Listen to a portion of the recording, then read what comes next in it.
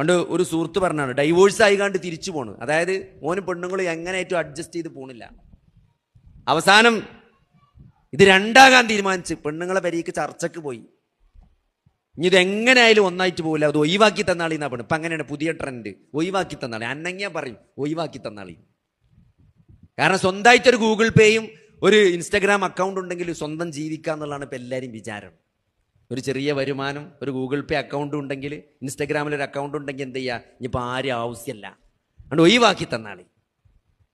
അപ്പോൾ മൂപ്പര് ഒഴിവാക്കാൻ വേണ്ടി പെരീക്ക് പോയതാ, പെണ്ണുങ്ങളെ പെരീക്ക് പോയി ചർച്ച നടന്ന് ഒഴിവാക്കി. മൂപ്പര് വലിയ വണ്ടി ഉണ്ട്, 2.5 കോടിൻ്റെ കാറിൽ വരികയാണ് സാധു, ഒറ്റയ്ക്ക് ഡ്രൈവ് ചെയ്തിട്ട് ഡൈവോഴ്സ് ആക്കിയുണ്ട്. അപ്പം അങ്ങാടിയോടെ അങ്ങനെ വരുമ്പോണ്ട് പീഡിയക്കൊലായ്മ അങ്ങനെ അണ്ണാച്ചികൾ കെട്ടിപ്പിടിച്ച് കിടക്കണം, ആണുങ്ങളും പെണ്ണുങ്ങളൊക്കെ. എന്താ ഇപ്പോൾ ഒരു പെരയില്ല, മഴ അങ്ങനെ പെയ്യ, എന്ത് സുഖത്തിലാ പോലും കിടക്കണം. ഇവിടെ കോടിക്കണക്കിന് റുപ്യേൻ്റെ വണ്ടി ഉണ്ടായിട്ട് ഡൈവോഴ്സ് ആക്കി വരികയാണ്. അപ്പൊ ഇതൊക്കെ നമ്മളെ തോന്നലാണ്. അതുണ്ടാവും. സുഖം എന്ന് പറഞ്ഞ സാധനം ഉണ്ടല്ലോ, അത് കായോണ്ട് ഒന്നുകൊണ്ട് കിട്ടൂല. അത് പടച്ചോൺ തരുന്നെ വേണം. അതിന് ഇങ്ങനത്തെ ഒരു മാനദണ്ഡേ അല്ല. നമ്മളടുത്ത് പൈസ ഉണ്ടോന്നോ, നമുക്ക് പെരണ്ടോന്നോ, നമുക്ക് കാറുണ്ടോന്നോ, നമുക്ക് എന്തെങ്കിലും പ്രശ്നങ്ങൾ ഉണ്ടോല്ലോ ഇല്ലേന്നൊന്നുമല്ല. അത് അള്ളാന്റെ വലിയൊരു ഔദാര്യാണ്. അത് കിട്ടണമെങ്കിൽ എന്താ പറയുക, അങ്ങനത്തെ ഒരു മാനസികാവസ്ഥയിൽ നമുക്ക് ജീവിക്കാൻ പറ്റും. അതല്ലാതെ ദുനിയാവിൽ എന്തെങ്കിലും കൂട്ടിക്കിട്ടിയാൽ സമാധാനം കിട്ടും, സുഖം കിട്ടും എന്നാരെങ്കിലും തെറ്റിദ്ധരിച്ചിട്ടുണ്ടെങ്കിൽ സഹോദരങ്ങളെ, അത് കിട്ടുമ്പോൾ മനസ്സിലാവും. അതങ്ങനെയാണ്.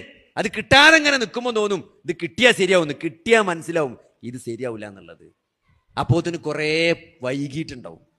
അപ്പോൾ അള്ളാഹു റസൂല് എന്ത് പഠിപ്പിച്ചോ അവിടെ നിൽക്കുക. കാരണം നമ്മളെ പടച്ചത് പടച്ചോനാണ്, ഈ സോഫ്റ്റ്വെയർ ഉണ്ടാക്കിയത് പടച്ചോനാണ്, ഇതിന്റെ ഹാർഡ്വെയർ ഡിസൈൻ ചെയ്തത് പടച്ചോനാണ്. നമ്മൾ എങ്ങനെ ചിന്തിക്കും എന്നറിയണ പടച്ചോനാണ് നമുക്ക് മാർഗദർശനം നൽകിയത്. അതുകൊണ്ട് ഒരു സ്വർണത്തിന്റെ മല കിട്ടിയാൽ ആദമിന്റെ മകൻ ചോദിക്കുക അടുത്ത മല ഉടേണെന്നാണ്. അടുത്ത മല ഉടേന്നാ ചോദിക്കുക. മണ്ണുകൊണ്ടല്ലാതെ ഓന്റെ തൊള്ള നറിയില്ല എന്നാണ്. നറിയില്ല സഹോദരങ്ങൾ. അതുകൊണ്ട് നമ്മൾ ഉള്ളതിൽ സംതൃപ്തിയായിട്ട് ജീവിക്കാൻ ശ്രമിക്കുക. അപ്പൊ സമാധാനം കിട്ടും.